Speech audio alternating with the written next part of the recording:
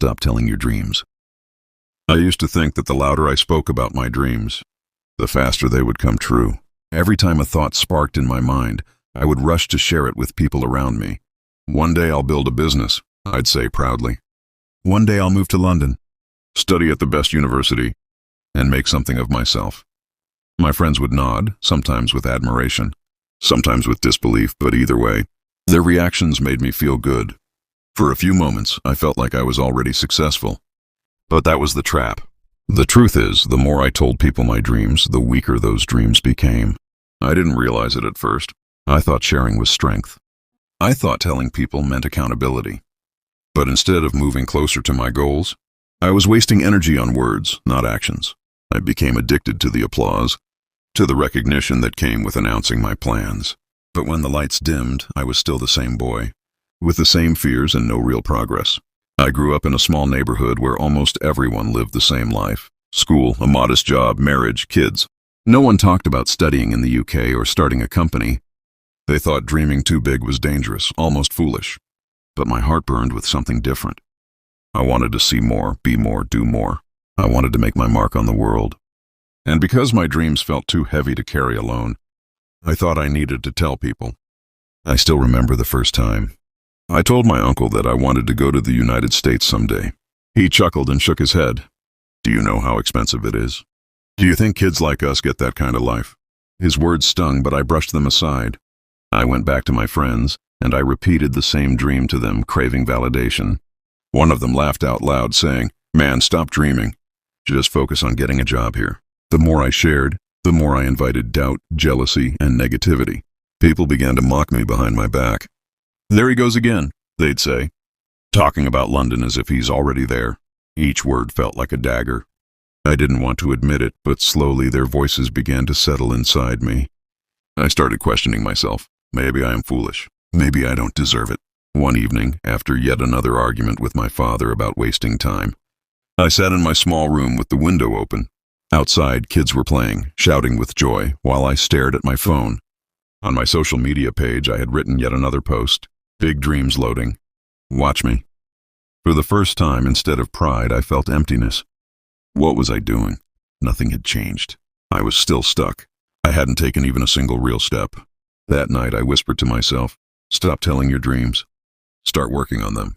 It was like someone had shaken me awake. From that day on, I stopped announcing my plans. I went silent. Friends noticed. "Why aren't you talking about London anymore?" they asked. I smiled but said nothing. Deep inside, I was working differently now. I began saving money quietly. I stopped buying unnecessary things. While others partied, I studied late into the night. I applied for scholarships without telling anyone. My silence became my shield. My actions became my voice. It wasn't easy. There were nights when I cried silently into my pillow because the weight of loneliness crushed me. I wanted to scream out my struggles, to tell people how hard it was. But then I remembered, dreams are fragile. Expose them too early and people's doubts can kill them. So I kept building quietly, brick by brick. Years passed. Rejections came. Visa applications failed. Emails returned with the same line. "We regret to inform you." Each one broke a piece of me. But the difference was no one knew. Before, I would have told everyone about my application, invited their opinions, and carried the shame of failure publicly. Now the failures were mine alone, and so was the strength I built from them. Finally, one morning, after countless tries, I opened my email to find the words I had been waiting for. "We are pleased to inform you that you have been accepted with a scholarship." My hands shook. Tears blurred my eyes. I ran to my mother and hugged her tightly, whispering, "It's happening." She looked at me confused. She had no idea how many nights I had fought silently for this. And that's when it hit me. This was the power of silence.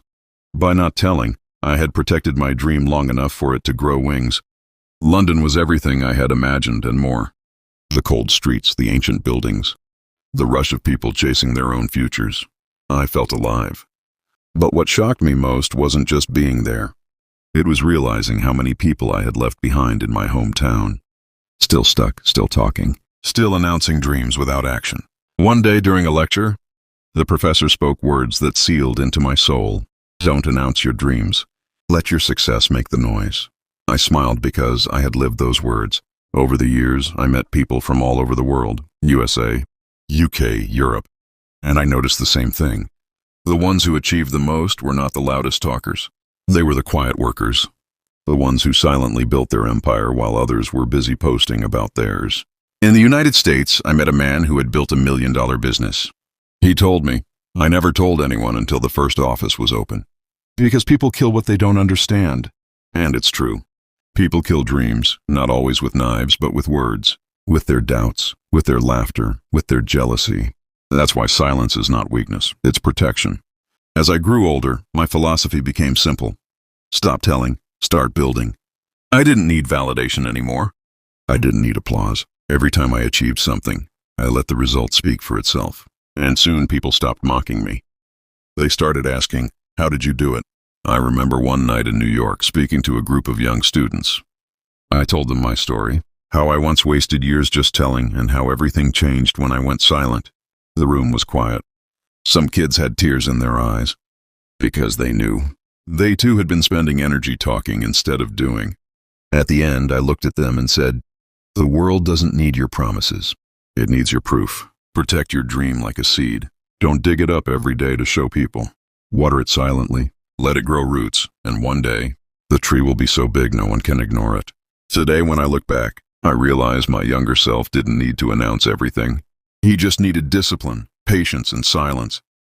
And maybe you need that too. Maybe right now you're wasting time telling people who don't believe in you. Stop, keep it in your chest.